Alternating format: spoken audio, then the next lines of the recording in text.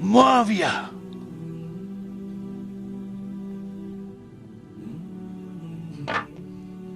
तुम्हें 2 लिबास और पेट भर के खाने से ज्यादा क्या चाहिए? अम्वाले गनीमत खलीफा और उनके मुतवल्लियों के पास क्या कर रहा है? अपनी जाती सरवत की तरक्की, इस भूखी उम्मत की खुशहाली या आबादी के लिए खर्च हो रहा है? सर अबू जर गिफारी रज़ियल्लाहु ताला अन्हु के तो हालात बयान करने के लिए बड़ा पत्थर का दिल चाहिए, इतने सोजो गुदास वाली जिंदगी।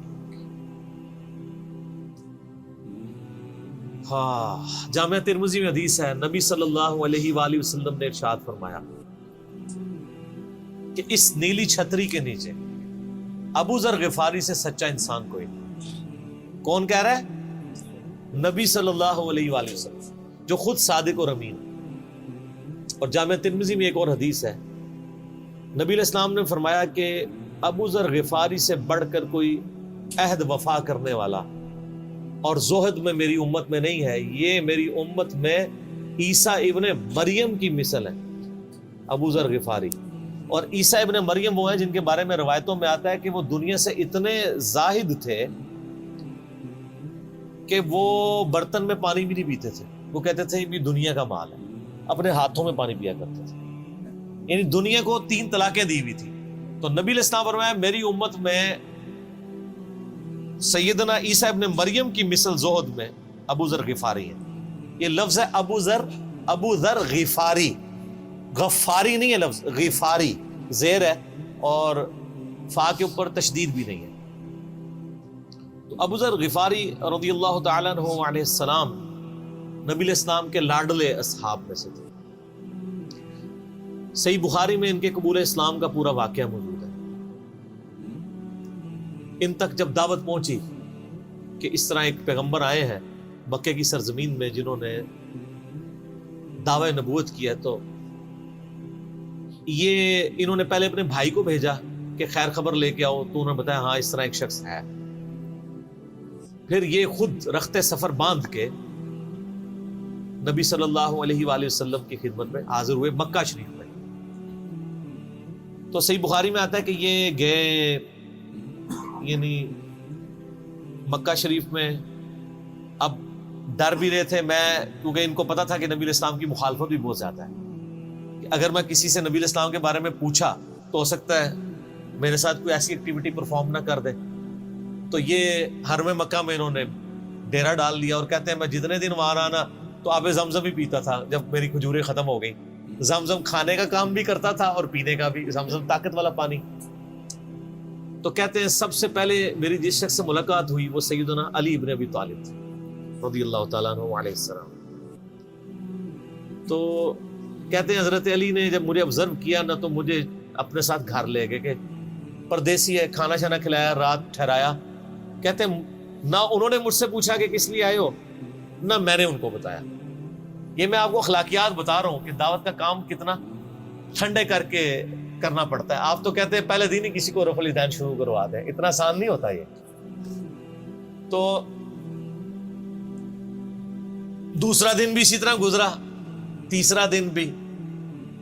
तो 3 दिन के बाद अबू जर गिफारी ने खुद हजरत अली पे एतमाद किया और उनको अंदाजा हुआ कि ये बड़ा, तो उन्होंने कहा मैं यानी एक, और हजरत अली ने भी एक्सपोज नहीं किया कि मैं नबी इस्लाम के करीबी लोगों में से हूँ। तो उनका कि मुझे तुम एक अच्छे इंसान लगे हो तो मैं इस काम के लिए आया हूँ, तो तुम मुझे गाइड करो मोहम्मद इब्न अब्दुल्ला के बारे में, मैं उनसे मिलना चाहता हूँ सल्लल्लाहु अलैहि वसल्लम। तो सैयदना अली ने कहा कि वाकई वो तो अल्लाह के पैगंबर हैं और इस तरह।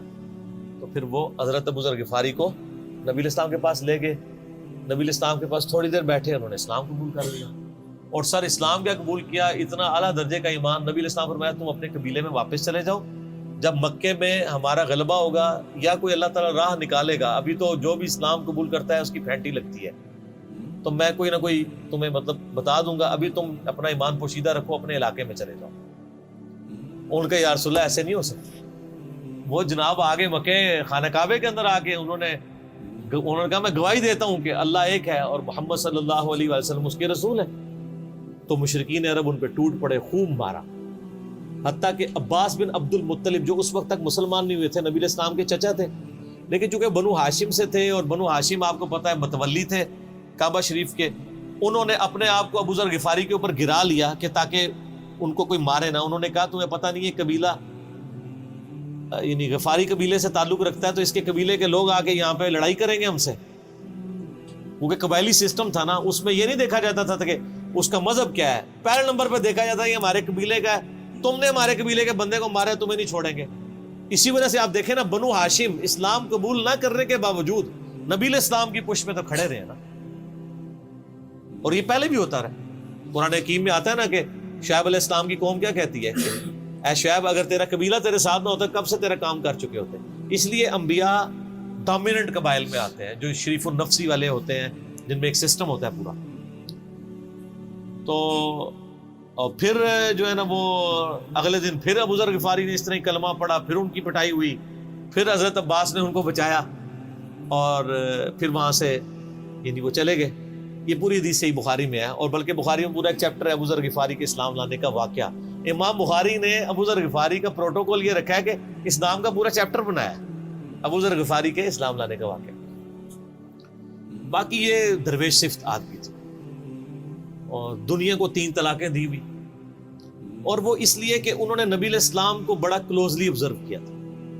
نبی علیہ السلام کی جتنی احادیث دنیا سے زہد اور دنیا پرستی کی مذمت پہ ہے نا، اکثر احادیث کے راوی ابو ذر غفاری. چونکہ انہوں نے نبی علیہ السلام کو بڑا کلوزلی آبزرو کیا تھا تو اس لیے وہ صحابہ کرام پہ جب دنیا کے خزانے کھول دیے گئے، اور بعض اصحاب اور بعض تابعین میں انہوں نے جب دنیا کی محبت میں غلبہ اور عیاشی کا لیول دیکھا تو ان سے وہ برداشت نہیں ہوتا تھا. انہوں تو نبی علیہ السلام کی صحبت کی ہوئی تھی. خدا بے نیاز ہے. وہ کہتے تھے یہ دیکھو یار ہم لوگ تو فاقے کرتے تھے اور ہمارا پیغمبر ہمیں یہاں تک تعلیمات دیتا تھا کہ اے اللہ محمد اور آل محمد کو بس اتنا ہی رزق دینا کہ روح اور جسم کا رشتہ برقرار رہے.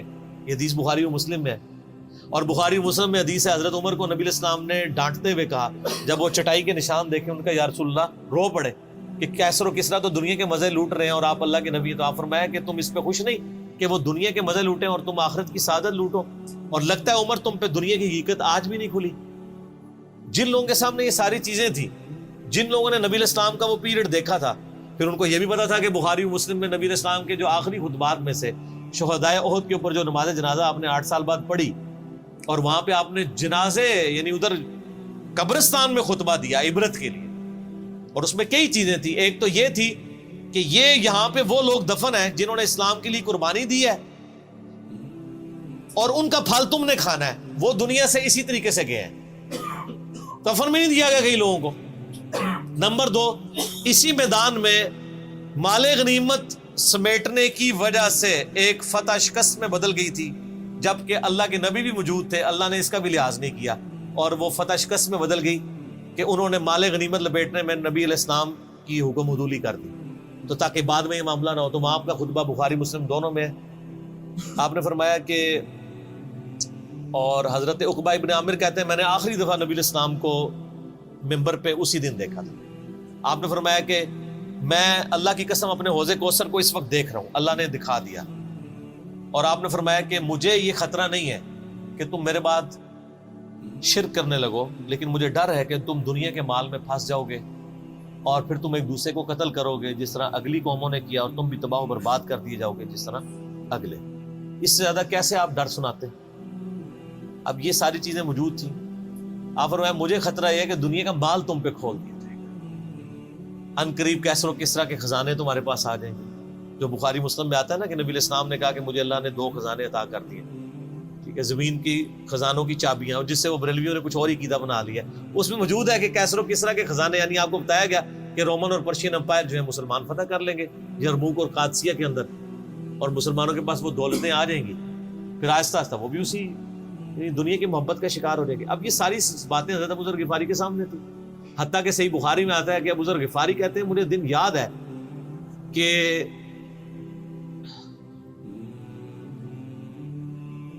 نبی علیہ السلام نے فرمایا کہ ابو ذر وہ احد پہاڑ دیکھ رہے، تو کہتے ہیں میں نے احد پہاڑ کی طرف دیکھا اور میں یہ سوچ رہا تھا کہ ابھی مجھے آپ کسی کام کے سلسلے میں وہاں بھیجیں گے. دن کا وقت تھا تو میں اپنے ذہن میں یہ اندازہ لگانا شروع کر دیا کہ کوئی کام بتائیں گے تو میں یہ پہنچ کے واپس کتنی دیر میں آؤں گا. لیکن آپ نے یہ بات نہیں کرنی تھی. آپ نے فرمایا کہ اگر یہ سارا پہاڑ جو کئی کلومیٹرز پہ پھیلا ہوا ہے, آج بھی وہ پہاڑ موجود ہے مدینہ شریف میں, مسجد نبوی سے بھی نظر آتا ہے, اور جو شہدائے احد کا قبرستان ہے اس کی بالکل بیک سائڈ پہ کئی کلومیٹرز میں پھیلا ہوا, اگر یہ سارا سونے کا ہو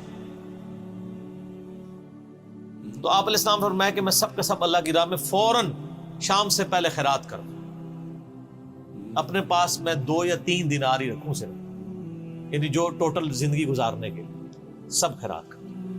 اب مجھے بتائیں جن لوگوں نے, یہ ابو ذر غفاری راوی, جن لوگوں نے یہ حدیثیں حضور سے سنی ہوئی تھی, جب وہ یہ دیکھتے تھے کہ رومن اور پرشین امپائر کے گرنے کے بعد جب مسلمانوں کے پاس خزانے آئے ہیں اور حضرت عثمان کے دور میں لوگوں کے لاکھوں روپے آج کے وظیفے لگ گئے ہیں گھر بیٹھے, وہ بھی انہی عیاشیوں میں پڑ گئے, تو ان کو یہ چیزیں ہضم نہیں ہوتی تھی. تو یہ شام ہجرت کر گئے تھے. نبی علیہ السلام نے پہلے ہی کہا تھا, المستدرک الحاکم میں تو ڈیٹیل موجود ہے. آپ کس بت کی شبیہ ہے اتنا وقت. پھر کبھی اگر سنا کہ تم نے کوئی فتویٰ دیا ہے تو تمہاری زبان کھینچ لوں گا. جاؤ دفع ہو جاؤ. یہاں پہ میں آپ کو ضمن بتا دوں, اکثر لوگ صحابہ کرام کے حالات و واقعات کے بارے میں پوچھتے ہیں, مطلب پوری زندگیاں لگ جائیں تو وہ واقعات بیان کرتا رہے انسان, ختم نہیں ہوتا. اس میں 3 بڑی کتابیں ہیں جو یعنی اہل سنت کے ائمہ نے لکھی ہیں. اس میں جو ٹاپ آف دا لسٹ کتاب ہے وہ ہے اسد الغابہ. امام ابن اثیر المتوفی 630 ہجری نے 8000 صحابہ کے حالات و واقعات جمع کیے ہیں اس کے اندر. یہ اردو میں ترجمہ ہو چکا ہے شرح کے ساتھ. اس کی شرح لکھی ہے الاصابہ امام ابن حجر اسقلانی نے, المتوفی 852 ہجری. 8000 صحابہ کے حالات و واقعات, یہ سب سے بڑا ذخیرہ ہے ہمارے پاس. اسد الغابہ کی شرح الاصابہ, اور ایک اور کتاب ہے امام ابن عبد البر المتوفی 463 ہجری الاستیاب ان کی کتاب ہے. اب وہ ابھی اردو میں ٹرانسلیٹ نہیں ہوئی ہے. اور اس کے علاوہ فضائل صحابہ جو چیپٹر ہیں بخاری میں مسلم میں, وہ آپ کو چند ایک واقعات ملیں گے. ڈیٹیلڈ آپ کو المستدرک للحاکم میں جو 4تھی اور 5ویں جلد ہے نا, جو اردو ترجمے والی بریلویوں نے چھاپی ہے, وہ تو ساری ہے ہی صحابہ کرام کے بارے میں, اور ڈیٹیلڈ حالات ہیں. ابو ذر غفاری کے بارے میں بھی آپ کو آلموسٹ جتنی میں حدیثیں بیان کر رہا ہوں آپ کو مل جائیں گی. اس میں یہ حدیث نبی علیہ السلام نے, یعنی یہ حدیث ہے المستدرک للحاکم میں صحیح سند سے, کہ فرمایا آپ علیہ السلام نے کہ ابو ذر تیرا کیا حال ہوگا جب تو بھوسا لوگوں میں رہ جائے گا. اور آپ نے یوں انگلیاں ڈالی. اور ابو ذر غفاری کا انتقال 32 ہجری میں ہوا ہے حضرت عثمان کے دور میں. یہ بات عبداللہ بن عمر بن عاص کے بارے میں نہیں کہی تھی؟ وہ بھی ہے, وہ تو صحیح بخاری میں ہے. عبداللہ بن عمر بن عاص کو نبی علیہ السلام نے فرمایا تھا کہ تو بھوسا لوگوں میں رہ جائے گا. سیم الفاظ حضرت ابو ذر غفاری کے بارے میں حاکم میں ہے. آپ مستدرک الحاکم کا چیپٹر کھولیں. وہ تو یزید کے دور تک گئے تھے نا, یہ حضرت عثمان غنی کے دور میں بہت ہوئے. انہیں حضرت عثمان غنی برے نہیں تھے نعوذ باللہ, یعنی ان کے دور میں عیاشی کا لیول لوگوں کا یہ ہو گیا تھا. تو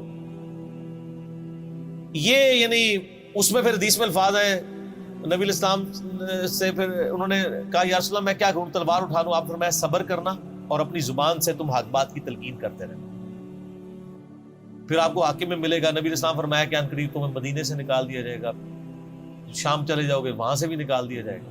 اور سارے ایک بڑی دردناک حدیث ابو ذر غفاری کے پاس, وہ حاکم میں ہی ہے, المستدرک الحاکم میں. ہاں غزوہ تبوک آپ کو پتا ہے ایک ایسا غزوہ تھا جس میں جو شرکت نہیں کرے گا وہ منافق ڈکلیئر ہوگا. قرآن میں فتویٰ آ گیا تھا. اس سے پہلے کبھی نفیر عام نہیں تھی. یہ پہلا اور آخری موقع تھا, کیونکہ رومن امپائر سے ٹکرانا تھا, سپر پاور تھی دنیا کی, 1.5 لاکھ کی فوج لے کے کیسرے روم بارڈر پہ آ گیا تھا عرب کے.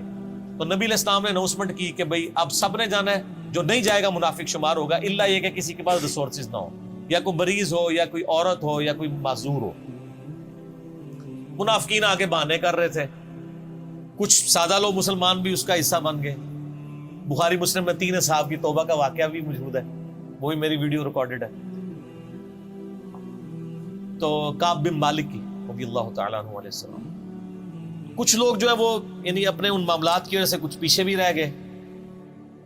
تو المستقل حاکم میں آتا ہے کہ صحابہ کرام کہتے ہیں کہ ہم نبی علیہ السلام کے ساتھ سفر پہ نکلے نا جب، تو نبی علیہ السلام کو آگے کوئی بتاتا تھا، کہتا تھا یا رسول اللہ وہ جو فلاں بندہ تھا نا وہ بھی کوئی نہیں آیا، پیچھے رہ گیا.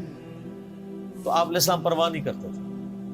پھر بتایا گیا یا رسول اللہ وہ بھی کوئی نہیں، یعنی جڑے نعرے مارتے سن اچے اچے جدو ایتھے کسی دسیا جائے گا سر وہ تہاڈا پکا جڑا یار ہے بیلی وہ بھی کوئی نہیں تھے. تو حضور علیہ السلام کو لوگ نا فیڈ بیک دیتے یا رسول اللہ وہ بھی غائب ہے، وہ بھی نہیں آیا. اب 30,000 کے لشکر میں آپ نے کوئی ریکارڈ تو نہیں رکھا تھا، رجسٹر تھا، لیکن کدھر 30,000 بندوں میں کدھر کوئی رکھ سکتا ہے صاحب اس طرح. یا رسول اللہ وہ بھی رہ گیا، وہ بھی. تو حضور علیہ السلام کہتے ٹھیک. آپ فرماتے تھے اللہ چاہے گا تو آ جائے گا، نہیں آئے گا تو نہیں آئے گا. تو کسی نے کہا کہ وہ ابو ذر غفاری بھی پیچھے رہ گیا آیا، اور ابو ذر کو اس کے اونٹ نے روک لیا. اونٹ ہی نہیں اٹھ رہا تھا نا سر، وہ آپ کو گاڑی تو نہیں ہے نا جو سٹارٹ کر لیں گے آپ. اونٹ چلنے سے انکار کرتے ہیں، تو کر سکتا ہے. اور سر سفر کتنا ہے؟ 700 کلومیٹر. 700 کلومیٹر کا ریگستانی سفر آج کے دور میں بھی کرنا مشکل ہے. سائیکل پہ نہیں آپ کر سکتے، پیدل تو آپ سوچ بھی نہیں سکتے. اونٹ کے بغیر کیسے ہو سکتا ہے؟ جس میں آپ کو اونٹ اس لیے بھی ضروری ہے کہ اس کے اوپر آپ نے سامان لادنا ہے. پانی نہیں راستے میں پینا. ریگستان میں تو کئی کلومیٹر تک کچھ بھی نہیں ہوتا، بھوکے پیاسے مریں گے. پھر آپ قافلے سے بھی جدا ہیں. تو ابو ذر غفاری کوشش کرتے رہے کہ اس طریقے اونٹ، اسی دوران قافلہ نکل گیا آگے تو وہ اونٹ اٹھا ہی نہیں ہے. تو حضرت ابو ذر غفاری نے اپنا سامان اپنی پیٹھ پہ لاد دیا، پیدل چل پڑے ریگستانی سفر. حاکم کی روایت ہے کہ ہم نے دیکھا دور سے ایک اکیلا شخص آیا جس کی پیٹھ کے اوپر بورا لدا ہوا ہے. تو نبی علیہ السلام کی آپ محبت دیکھے، آپ نے فرمایا کہ تو ابو ذر ہو جا، یعنی جو آنے والا شخص ہے تو ابو ذر ہو. یعنی حضور نے خواہش کا اظہار کیا. آپ کو نظر تو نہیں آ رہا تھا یہ کون آ رہا ہے، آپ کی محبت. آپ کو پتا تھا ابو ذر غفاری نہیں رہ سکتا پیچھے. تو صحابہ کہتے ہیں آپ نے فرمایا تو ابو ذر ہو جا. تو صحابہ کہتے ہیں تھوڑی دیر بعد جب وہ قریب آئے تو ہم نے پہچان لیا ابو ذر غفاری ہیں. تو جب ہم نے پہچان لیا نا تو حضور علیہ السلام نے ان کے پہنچنے سے پہلے آپ نے فرمایا ابو ذر کو دیکھو اکیلا آ رہا ہے،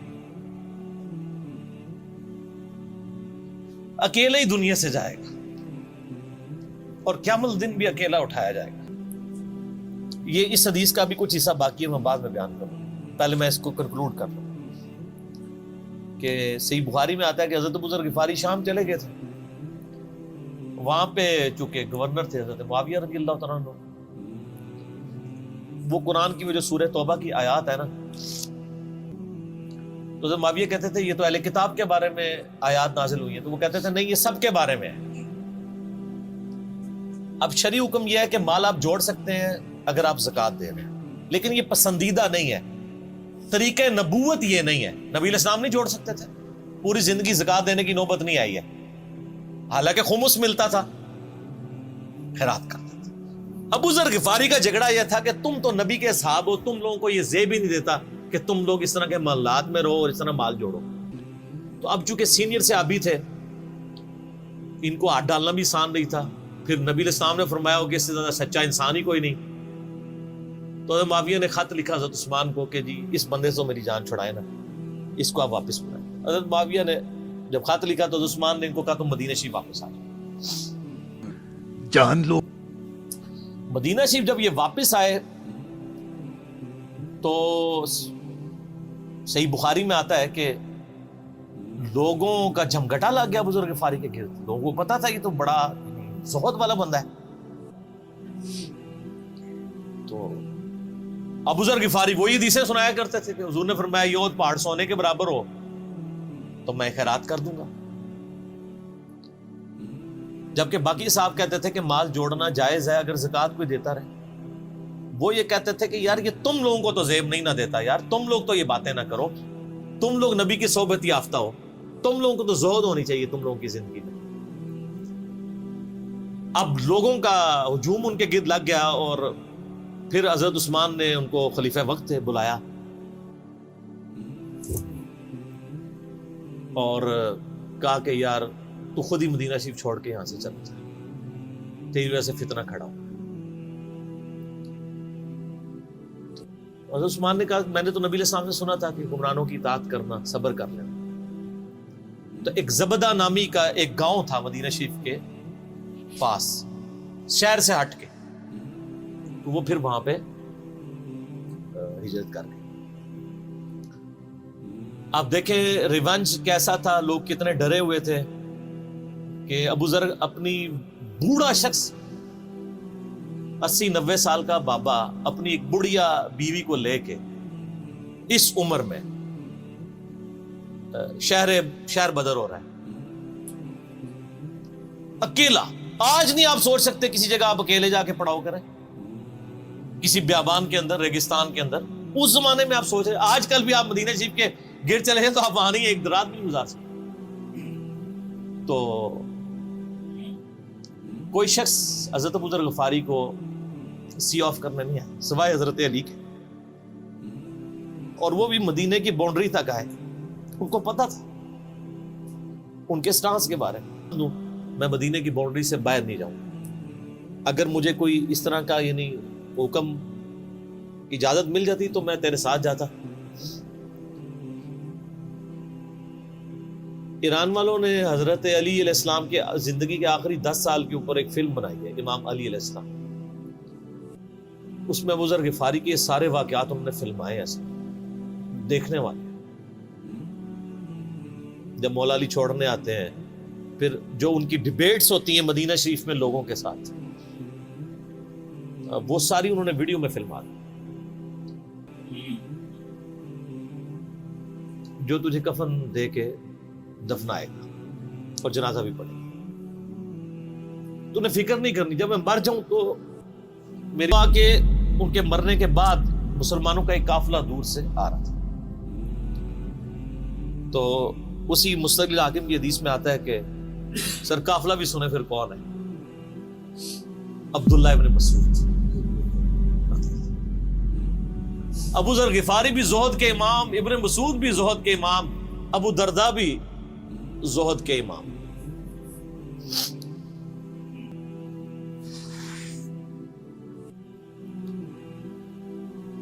ابن مسعود رضی اللہ تعالیٰ عنہ جب وہاں پہ رکے، ان کو تو نہیں پتا تھا یہ کون ہے، تو انہوں نے کہا بی بی کیا ہوا؟ ان کا میرا خامند مر گیا ہے۔ ان کا یہ کون ہے؟ تو انہوں نے کہا ابو ذر غفاری۔ عبداللہ ابن مسعود کی چیخ نکل گئی، چیخ ماری انہوں نے، ان کا واہ۔ اللہ کے نبی نے فرمایا تھا کہ ابو ذر اکیلا آ رہا ہے تبوک کے موقع پہ، دنیا سے بھی اکیلا جائے گا، اور قیامت والے دن بھی اکیلا اٹھائے گا۔ یعنی اب اسی سرزمین سے ہی اس نے اٹھنا ہے نا، ہر بندے نے اپنی قبر سے اٹھنا ہے۔ یعنی وہ مسلمانوں کے قبرستان میں بھی دفن نہیں۔ ایک یہ جو مزار کی رٹ لگائے پھرتے ہیں، میں ان سے پوچھتا ہوں تمہارے بابوں کی کیا اوقات ہے؟ ابو ذر غفاری کا مزار دکھاؤ کتنا۔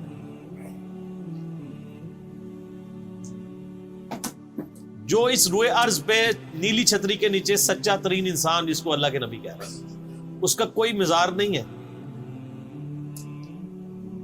غریب المتنی میں مرا ہے، اس کی قبر بھی ایسی جگہ ہے جہاں مسلمانوں کے پاس قبریں بھی کوئی نہیں ہے، ایک ریگستان میں اکیلی قبر ہے، اس قبر کا بھی کسی کو نہیں پتا، اس پہ کوئی مزار بھی نہیں ہے، اور قیامت دن بھی اکیلا اٹھایا جائے گا، یعنی قیامت تک وہاں پہ کوئی قبرستان بھی نہیں بنے گا۔ ظاہر نبی علیہ السلام کی یہ بھی خبر ہے، تو کیا وہ ناکام ہو گیا؟ اگر مزارات ہی دلیل ہے کامیابی کی، تو عبداللہ ابن مسعود رضی اللہ تعالیٰ نے ان کو غسل دیا، کفن دیا اور دفنا دیا۔ یہ پوری ڈیٹیلز آپ کو المستقل حاکم میں مل جائے گی۔ تو ابو ذر غفاری ان چند شخصیات میں سے ہیں جن میں پوری امت کا اتفاق ہے ان کی نیکوکاری کے اوپر۔ شیعہ بھی ان کو بہت رسپیکٹ دیتے ہیں، اہل سنت بھی دیتے ہیں، صوفیاء کے ہاں بھی ان کو امام مانا جاتا ہے زہد کی وجہ سے۔ آپ تصوف کی جتنی کتابیں پڑھیں، چاہے امام غزالی کی ہوں، رسالہ کو شیریہ پڑھیں، اور لوگوں کو بھی پڑھنا شروع کریں، تو ابو ذر غفاری آپ کو زہد کے امام کے طور پہ ملیں گے کہ ان کی زندگی میں یعنی یہ زہد تھا، انہوں نے کس طرح کی زندگی گزاری. سر لوگ مجمع میں مرتے ہیں، ان کو یاد کوئی نہیں کرتا. اور ابو ذر غفاری کو آج بھی دنیا یاد کر رہے ہیں، ہم بھی یاد کر رہے ہیں رضی اللہ تعالیٰ علیہ السلام. اللہ تعالیٰ قیامت والے دن ہمیں ایسے نیکوکار لوگوں کا ساتھ نصیب فرمائے. آمین.